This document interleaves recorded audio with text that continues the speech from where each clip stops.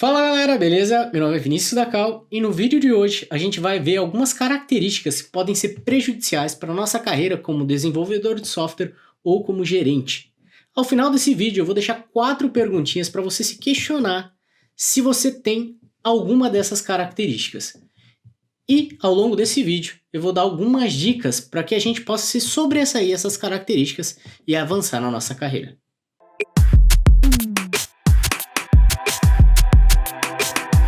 Então, galera, esses aspectos que nós vamos conversar hoje são coisas que praticamente todo desenvolvedor ou passou ou vai passar um dia na sua carreira, tá? E a gente tem que observar com muito cuidado essas características, porque elas podem ser prejudiciais para a nossa carreira. Então, para a gente poder contextualizar, imagina que, como desenvolvedor de software, quando a gente começa a desenvolver código em determinada época, talvez, da sua carreira, você começa a tomar um pouco de apreço pelo código que você escreve. E conforme você vai ganhando experiência, você começa a desenvolver um código, digamos, que você considera melhor, né, do seu ponto de vista, você vai começar a ter cada vez mais apreço por aquele código. E até determinado ponto, isso é excelente, porque de modo que você está desenvolvendo o teu código e muitas vezes você imagina ele como uma extensão de você, você vai começar a querer tomar conta do projeto, cuidar bem do projeto que você está trabalhando, implementar melhorias, pensar em forma de escalabilidade. Você vai ter cada vez mais carinho por aquele projeto e vai tentar encaminhar ele para um bom caminho, né? De modo que você está sentindo que aquele projeto ou código é como se fosse uma extensão sua. E até esse momento não tem problema nenhum, digamos, mas pode ser que comece a surgir um pouco um outro aspecto negativo desse tipo de sentimento. Imagina que você está trabalhando numa equipe que tem mais desenvolvedores trabalhando no mesmo software. Então você desenvolveu o software, já desenvolveu vários códigos dele, vários arquivos, e em determinado momento alguma pessoa começa a editar código que você já escreveu, ou pode começar a escrever um pedaço, um trecho do código que você escreveu. Talvez implementando uma melhoria, ou talvez porque algum ticket pediu para mudar alguma funcionalidade. Como aquele código você sente que ele é praticamente uma extensão de você, talvez você comece a tomar aquilo como uma ofensa. Alguém ir lá e alterar o seu código, mudar o jeito que estava sendo escrito. Você pode começar a tomar isso como uma ofensa. Você imagina, como? Estava tão bonitinho o meu código, por que foram aqui, meteram a mão aqui e estragaram o que eu tinha feito, né? E também, junto com um pouco desse sentimento, imagina só que você abre um PR para alguém fazer review do seu código e alguém vai lá e sugere uma mudança no seu código, que você considerava que estava tão bem escrito que não precisava de mudança nenhuma. Pode ser que você olhe a sugestão e você pense, para mim não faz diferença nenhuma, e eu acho melhor da maneira que eu escrevi. Você nem para pensar se a solução que a pessoa propôs é melhor que a sua ou não. E cada vez, quanto mais o tempo passa e você vai alimentando esse sentimento, pior as coisas vão ficando. Porque cada vez mais você vai criando birra, digamos, com os integrantes, e você começa a desenvolver comportamentos que são extremamente prejudiciais para você e para o seu time. Por isso que eu deixei aqui 4 perguntas, elaborei 4 perguntas para que você possa se fazer, para que você entenda se você tem alguma dessas características ou não, tá bom? Então, a primeira pergunta aqui que eu deixei era, quando alguém traz uma solução diferente da sua, você para ver se essa solução pode ser melhor que a sua ou não? Mesmo que seja alguém que está novo no time, a primeiro momento, você assume que você pode estar errado ou que a solução da outra pessoa seja melhor que a sua ou não. Você já discorda logo de cara da solução que a pessoa está propondo. Você simplesmente ignora ela por achar que a sua solução já é boa o suficiente. Se você tem esse comportamento, tome muito cuidado, porque isso pode ser prejudicial para a sua carreira.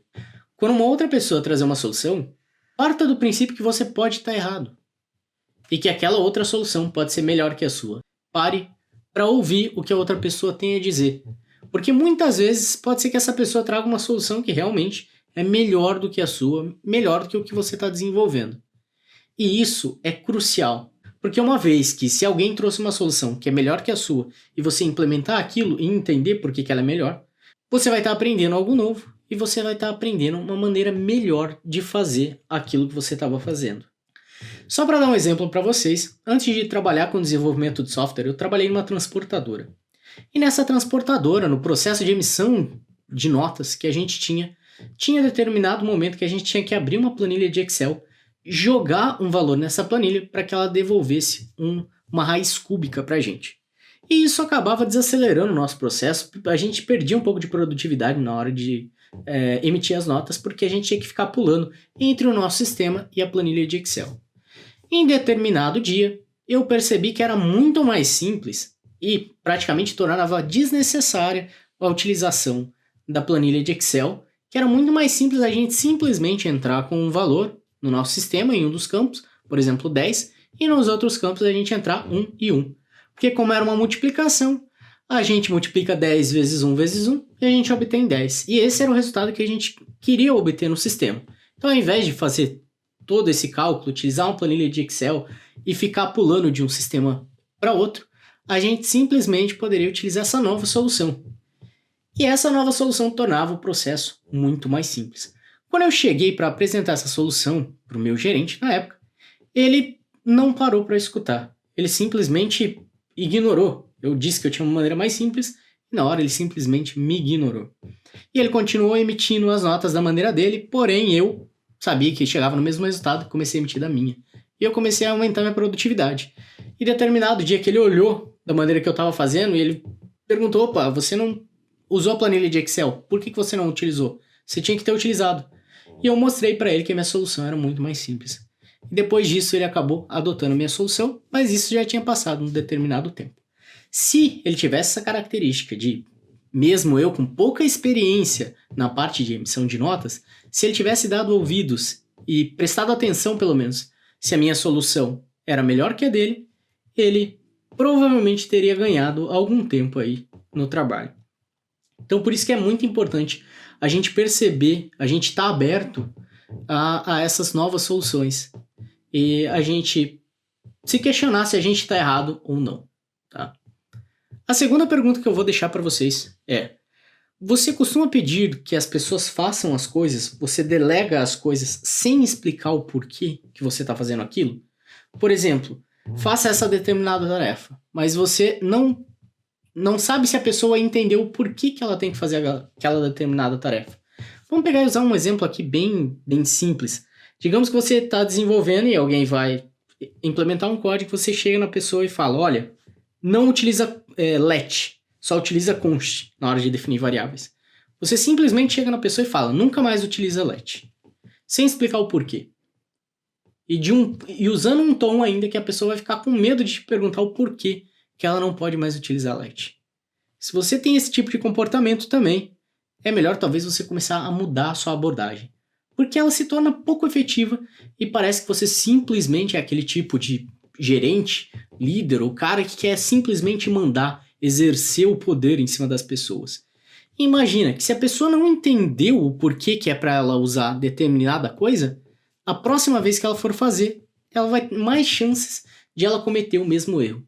Se ela simplesmente entender a razão do porquê ela deve tomar determinada ação, tomar determinado caminho, na próxima vez que ela for fazer a mesma coisa, as chances são que ela faça da maneira correta, porque ela internalizou a razão do porquê fazer de determinada maneira.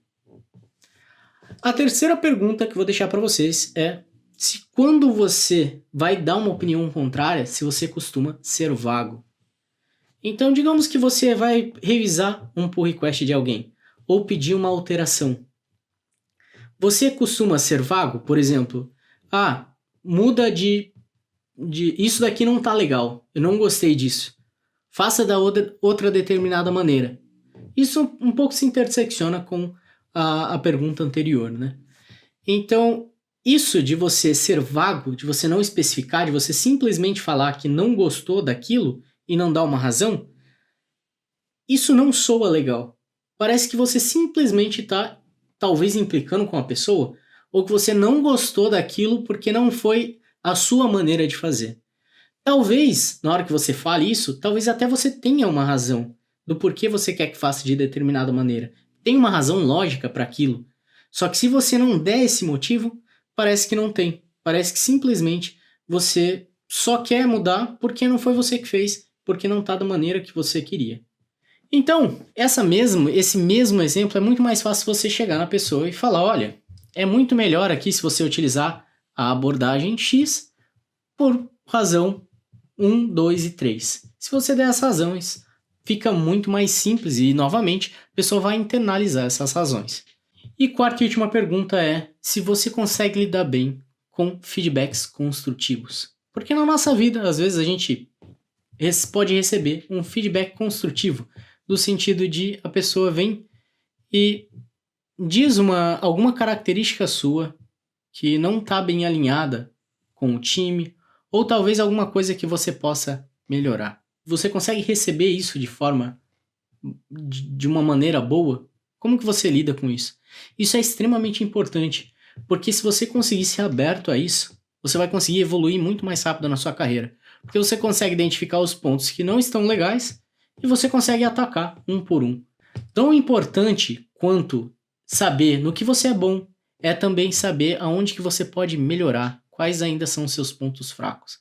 Porque tudo que você consegue saber aonde que são seus pontos fracos, existe uma maneira de melhorar aquilo. Você sabe onde atacar. O pior de tudo é não saber onde que você está errando, porque daí sim fica difícil. Como que você pode melhorar se você não sabe aonde que você está errando? Esses feedbacks construtivos podem vir em modo de um pull request, um comentário no código que você acabou de escrever, pode vir de forma direta, numa reunião de 1 para 1, pode ser que você receba um feedback construtivo. Então é importante você conseguir identificar isso e receber de uma maneira boa. Não tome isso como uma ofensa. Novamente, para a gente poder entender um pouco sobre o comportamento, eu vou deixar um link aqui para um outro vídeo. Ele explica um experimento que foi feito por alguns cientistas e um grupo onde que eles utilizaram um grupo de macacos para eles poderem entender um pouco sobre essa questão comportamental, como que um grupo se comporta. Eu vou deixar o link aqui embaixo, eu acho super importante você assistir, só para poder entender um pouco na questão de vícios de grupo.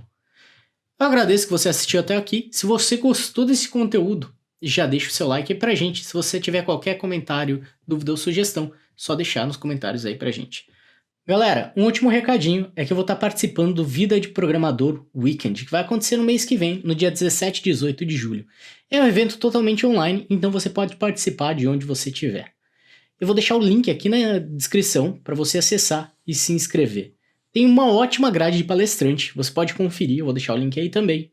Então eu acredito que essa seja uma ótima oportunidade para você aprender enquanto você ainda está de casa. Não perca essa oportunidade e a gente se vê no evento. Valeu e até o próximo vídeo.